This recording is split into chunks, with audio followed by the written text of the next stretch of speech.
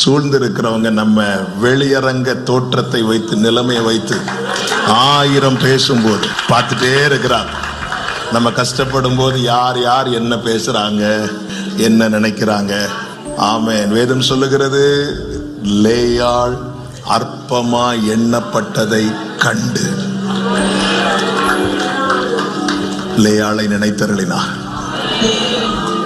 என்னை ஆண்டவர் இப்படி வச்சிருக்கிறீங்க, அப்படி இருந்தாதாமா நல்லா இருப்ப. நீ லேயாள் ஆசீர்வதிக்கப்பட காரணம் அவளுடைய கண்ணீரின் ஜெபம் அல்ல, அவளுடைய உபவாசம் அல்ல, அவளுடைய தியாகம் அல்ல.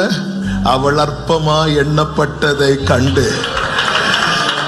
சில நேரத்தில் இடுப்பு மேல பாரத்தை ஏற்றுவார், சில நேரத்தில் மனுஷர்களை நம் தலையின் மேல ஏறி போக பண்ணுவார். ஆனா உன்னுடைய சாட்சி எப்படி இருக்கும் தெரியுமா? தீயையும் தண்ணீரையும் கடந்து வந்தோம், செழிப்பான இடத்திலே எங்களை கொண்டு வந்து விட்டு